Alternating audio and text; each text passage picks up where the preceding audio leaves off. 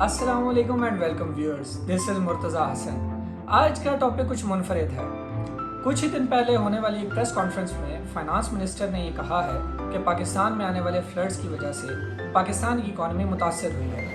یعنی آپ کا فلڈز کی وجہ سے، جیسے میں نے عرض کیا کہ آپ کی کافی یعنی فصلیں تباہ ہو گئیں۔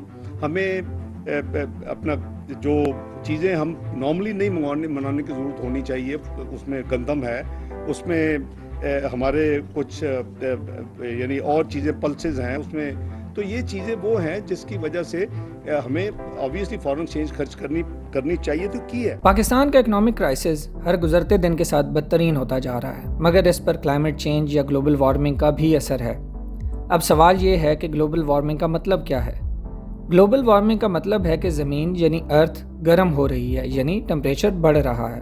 ناسا پر دیے گئے چارٹ کے مطابق پچھلے 9 سال میں گرمی کی شدت میں اضافہ ہوا ہے، مگر گلوبل وارمنگ کا مطلب یہ نہیں ہے کہ پوری دنیا میں ٹمپریچر ایک جیسا بڑھ رہا ہے۔ ہو سکتا ہے کہ کسی ایریا میں ٹمپریچر کچھ ڈگریز گرم ہوا ہو اور کسی ایریا میں کچھ ڈگریز ٹھنڈا ہوا ہو، مگر اس چند ڈگریز کی تبدیلی سے شدید اثرات مرتب ہوتے ہیں۔ مثلاً گزشتہ چند سالوں میں پاکستان میں گرمی کی شدت میں اضافہ ہوا ہے، جس کی وجہ سے 2022 میں پاکستان میں مونسون سیزن کی بارشوں سے سیلاب آ گیا، جس سے پاکستان میں بڑے پیمانے پر تباہی ہوئی۔ ورلڈ بینک اور وائس آف امریکہ کے مطابق پاکستان کی اکانومی کو $30 ارب کا نقصان ہوا اور ریکنسٹرکشن یعنی دوبارہ تعمیرات کی مد میں مزید $16 ارب کی ضرورت ہے۔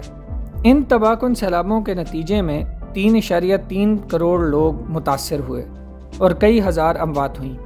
سیلاب کی تباہ کن صورتحال کا اندازہ اس بات سے لگایا جا سکتا ہے کہ یہ اپنے ساتھ 20 لاکھ گھر اور 12 لاکھ مویشی بہا لے گیا۔ 13,000 کلومیٹر روڈز تباہ ہوئے اور 80 لاکھ سے زائد لوگ بے گھر ہو گئے۔ اس کی وجہ سے پاکستان کی پہلے سے کمزور اکانومی کو ایک اور دھچکا لگا اور غربت کو کم کرنے اور کلائمیٹ چینج کے اثرات سے نمٹنے کے لیے پاکستان کو $16 ارب کی ضرورت پڑی۔ مگر سوال یہ ہے کہ کلائمیٹ چینج کیا ہے اور اس کا ذمہ دار کون ہے؟ یونائٹڈ نیشنز کلائمیٹ ایکشن کے مطابق ٹمپریچرز اور ویدر پیٹرنز یعنی موسم میں مستقل تبدیلی کو کلائمیٹ چینج کہا جاتا ہے۔ کلائمیٹ چینج کی بڑی وجہ ایندھن یعنی پیٹرول، ڈیزل، کوئلہ اور گیس کا استعمال ہے۔ ایندھن کے استعمال سے گرین ہاؤس گیسز پیدا ہوتی ہیں جو زمین پر ایک لیئر بناتی ہیں، جس سے سورج کی گرمی یعنی ہیٹ اس میں قید ہو جاتی ہے اور اس کی وجہ سے ٹمپریچر بڑھتا ہے۔ یعنی فیکٹریز کے اندر چلنے والا ایندھن اور گاڑیوں میں استعمال ہونے والا ایندھن ٹمپریچر بڑھنے کی وجوہات میں شامل ہیں۔ پاکستان نے فلڈ کے نقصانات کو پورا کرنے کے لیے یونائٹڈ نیشن کی مدد سے جنیوا میں international conference on climate resilient infrastructure منعقد کی، جس میں مختلف اداروں کی طرف سے پاکستان کو $10 ارب دینے کا وعدہ کیا گیا۔ یہ رقم بظاہر بہت کم ہے، جبکہ پاکستان کا نقصان $46 ارب کا ہے، مگر اس رقم سے پاکستان کی بحال اکانومی پر بہتر اثر پڑے گا۔ کریٹکس یعنی ناقدین کا یہ بھی کہنا ہے کہ اگر پہلے سے پلاننگ کی جاتی اور ڈیمز بنائے جاتے تو ان سیلابوں سے بچنا ممکن تھا۔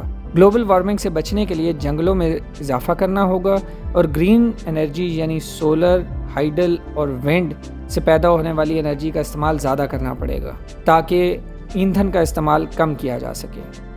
That's all for this video. Thank you for watching Inside Story. اللہ حافظ۔